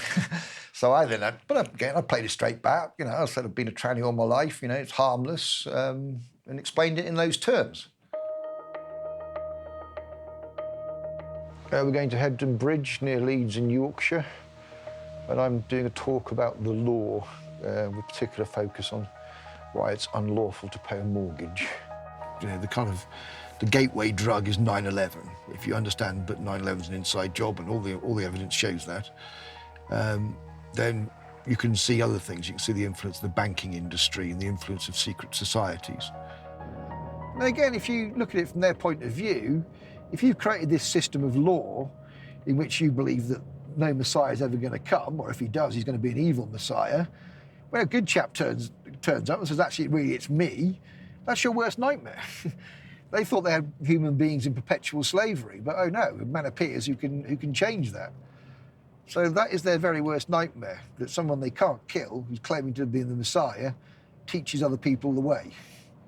Do you really believe that bullet went through you, though, in Amsterdam? I really do believe it went through me, yes. There's talks about it, that, in that moment, all the bullets molecules would go one way and all your body's molecules would go the other way, and it would literally pass through all the empty space there is between molecules.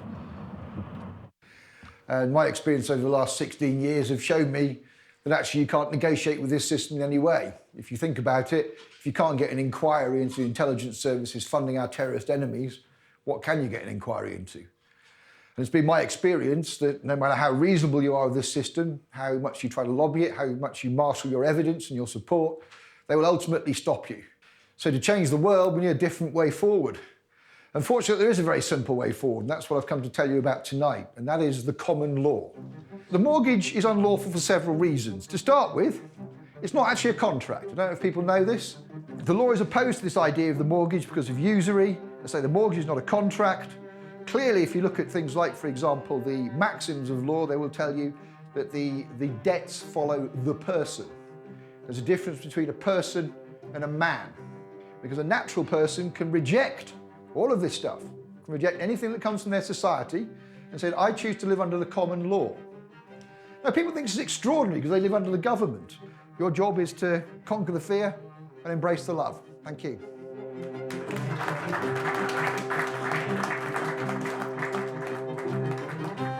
I thought it went really well. We had a fairly good response. There was about 20 odd people in there.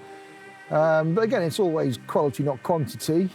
There were clearly people who knew a bit about this stuff, but they seem to want to be learning more. And as I said earlier on, teaching's about trying to inspire people, and hopefully people who have been inspired by that talk to go and find out more for themselves and put it all into practice.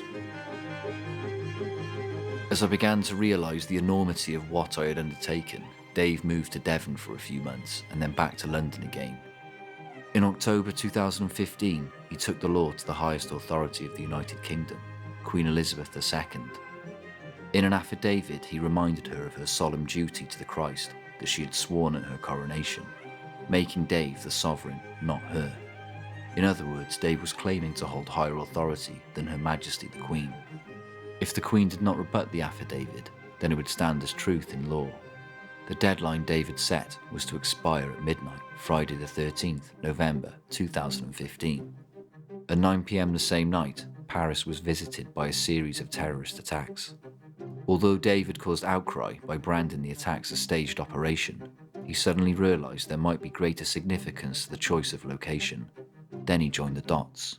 That cross passed precisely over where my flat was on the Boulevard Voltaire, number 85. Did they deliberately plan to hit those places, to map out over Paris a cross that would pass over where I used to live, to scare me? To say, we know about the affidavit process, we know you're trying to take over or not take over the law, but free people through telling them about the law. And if you're going to carry on doing that, we're going to have a go at you, and this is how we're going to show you how we're doing it. It transpired that Dave's plans had been sabotaged at an earlier stage. The affidavit was still in the system. Now, this to me gives you enormous insights into the enemy we're up against. In some ways, it's almost childish. They'll do anything they can to stop you, and if that includes interfering in mail sent to the Queen, they will do that. And I've got good reason to think this, because at the time, I was sending 3 affidavits recorded delivery, and the other 2 went through no problem at all from the same office. By this time, Dave was back in London. Then, one evening in December 2015, I received a phone call from Ian Puddock, a friend and fellow whistleblower who was putting Dave up in his office just off the North Circular in London. He told me 2 police officers and a psychiatrist had turned up at his office with the view of arresting Dave, but fortunately he was on his way to Hull. Dave then spent a couple of months lying low in Hull and Birmingham, avoiding the police who kept turning up at Ian's office in pursuit of him. In the meantime, Dave's affidavit had finally got through to Windsor Castle. Some were speculating that this had prompted the powers that be's interest in Dave's mental health. And then, when I thought Dave's unfolding story couldn't get any stranger and weirder, I came across this headline in the Daily Mail. Dave had been helping a friend stop her children from being taken by Wandsworth Social Services, once again invoking common law and shooting off affidavits in the process. It's obviously an article, David, that's not really concerned with the actual story of what happened to Miss Kelly and the children, because the article is full of personal attacks on you. They call you disgraced ex-MI5 agent, but that's not true. You weren't disgraced, you did a noble thing. Speaking to these women, it's just a disgrace. I couldn't believe what I was reading when I got this stuff from Wandsworth Social Services talking about Angela Kelly. I thought, there's nothing here. You shouldn't be taking people's children off them unless there's a really, really good reason and really clear evidence. And it just wasn't there. It was all innuendo and trying to dredge up stuff from the past. But as ever, Dave took things one step further. I might sound like a crazy conspiracy theorist, which I'm not, and neither are you, but I'm not convinced that Gribble Janner is dead. Well, the same with Richie. I'm going to tell you a story now that will make me sound completely mad. But in 2009, I swear to you, I met Heath Ledger after he was dead. I'm not kidding. I met this man. He had an Australian accent. He looked exactly like him. When he was telling me about his life, this was Heath Ledger's life. He didn't mention he was a film star. He mentioned he got the States, and then at the point of Heath Ledger's death, he'd come over to the UK. And I'm standing there thinking, this is insane. Obviously, I didn't say anything to him. I'm also convinced they use things like lookalikes. You know, nobody finds it fanciful. I refer back to the Jack the Ripper thing, basically, where Prince Eddie, who's the one who's fingered by it, they always has an alibi. But when you see somebody else who's implicated, it called MJ Druitt, they look exactly alike.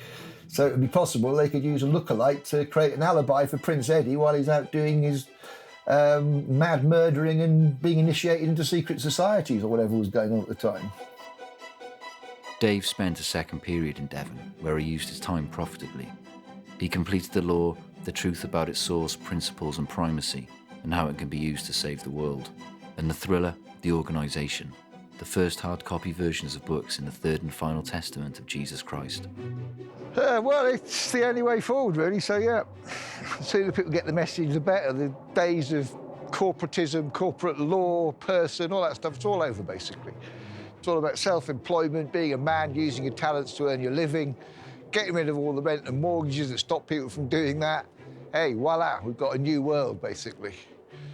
And, you know, the whole thing's about to collapse. The biggest bubble in history is about to explode, basically. It'll make Weimar Germany look like a bloody tea party.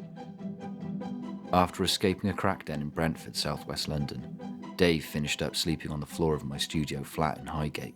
This was the house where Dave and Annie lived together and split up in 2006. If you go on the run, you have to expect a life like this.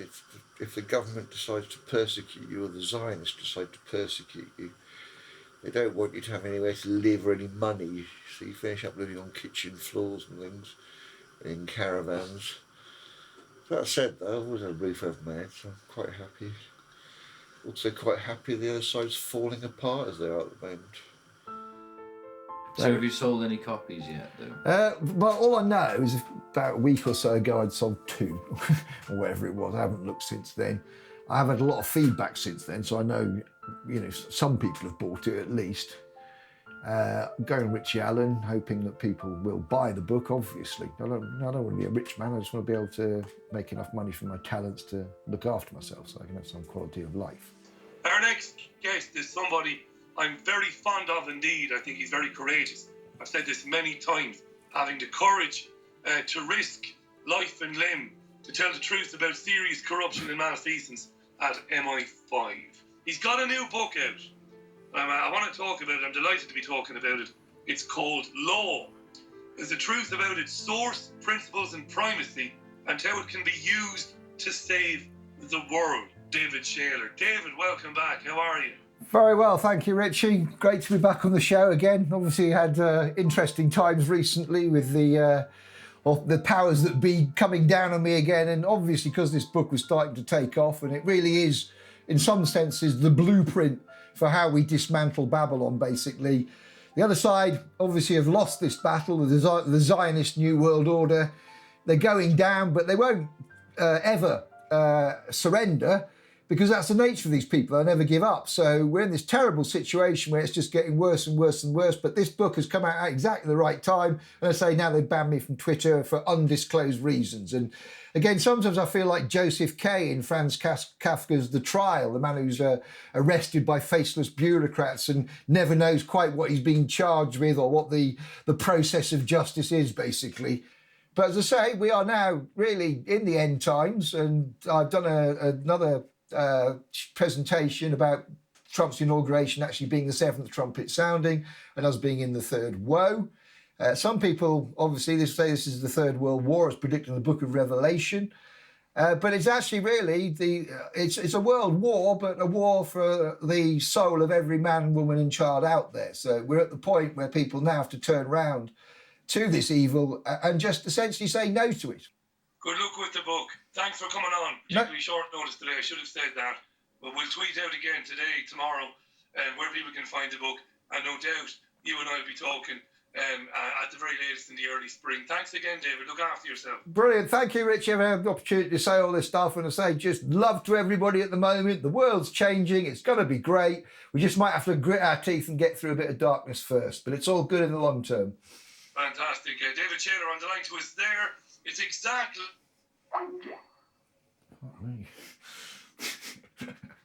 They got it all in there.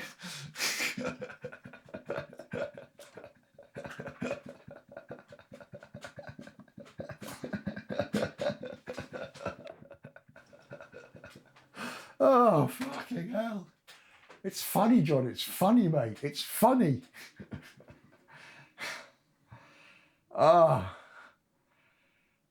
Thank you, Jesus, my friend. Thank you, thank you, thank you.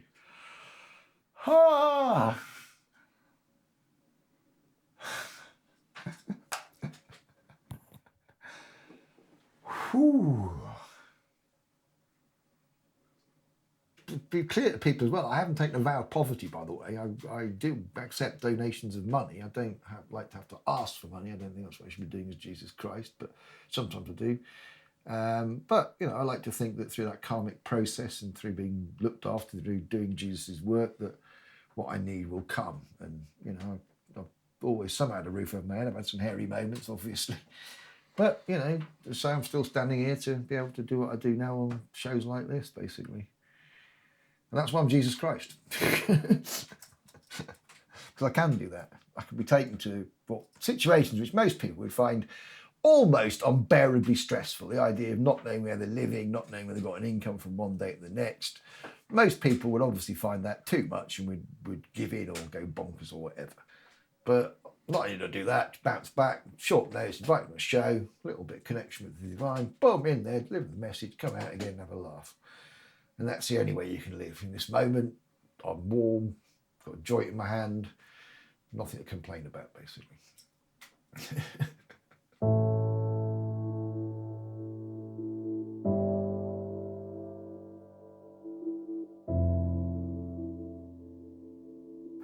A Libyan military intelligence officer had come in and outlined a plot in which he was going to lead a group of Islamic extremists to assassinate Gaddafi and then take power in Libya, who we think was somebody called Abdullah Abdulsalam Radwan. And we're going to start off this evening, aren't we, talking about the attack at the Manchester Arena, which was carried out by Salman Abedi, allegedly. I say allegedly because that's what we've been told. We do know, though, that 22 people died and a lot of people were injured. And you've uncovered information about him and his father, and it's information that's not yet in the public domain, David. Well, the latest in the Tunworth case is quite remarkable. I say we're now 20 years since I first blew the whistle, 10 years since I first became Jesus, and 4 years since we began recording this documentary. And almost like a great novel or a good spy novel, there's been at least one twist in the turn at the end of the story.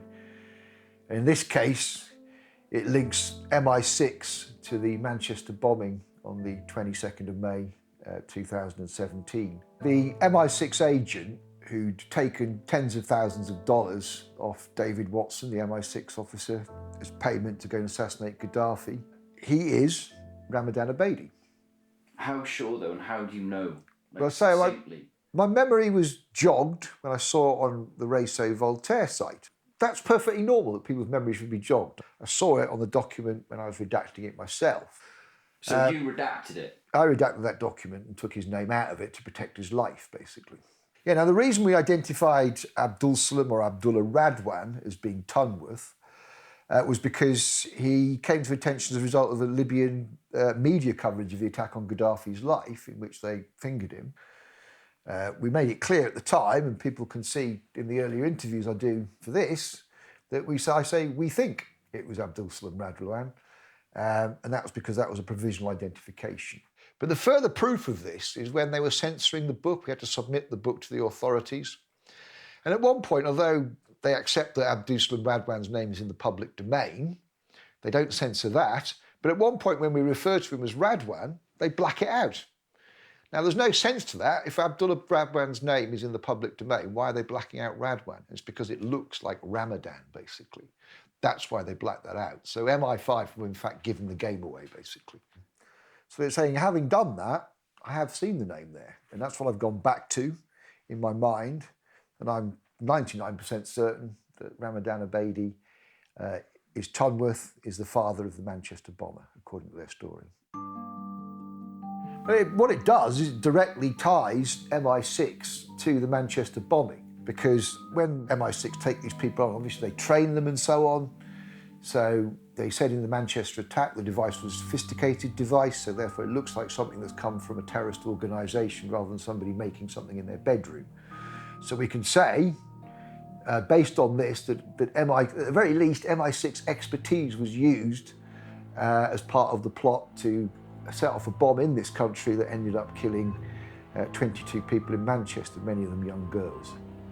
There's no doubt that, Ramadan Abedi is the father of Salman Abedi, There's no doubt he's in the Islamic fighting group.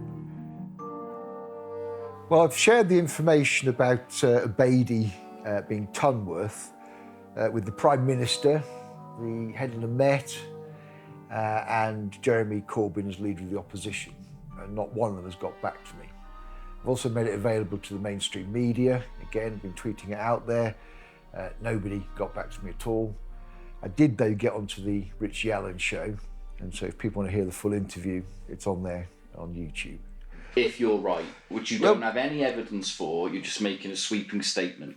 Well, I've obviously, all we can do when we bear witness is best rely upon our memories. I'm very happy for this to be challenged. If I'm wrong, please tell me. Tell us you've looked at the document and there's a different name on there.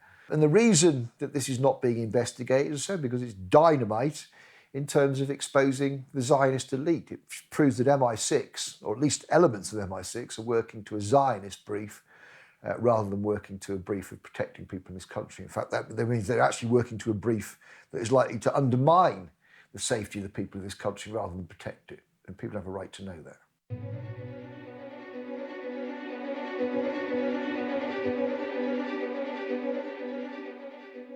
I have known Dave for 11 years now, and I'm one of the few to have known him from before his Jesus awakening. At times I have found it hard to play devil's advocate to a dope-smoking transvestite postmodern prophet and keeping him in the lifestyle to which he's accustomed. I don't think he's mad, more of a mischief maker. His story raises many interesting questions. Why did the intelligence services employ him in the first place? Why has the government failed to take his evidence? And why hasn't the reported MI6 connection to the Manchester bombing been investigated further? Dave isn't your stereotypical holy man, just an ordinary bloke with an extraordinary message. Is Dave the chosen one? With a question like this, it's really up to everyone to do their own research and come to their own conclusions. Whatever you think of this man, he's not going away anytime soon.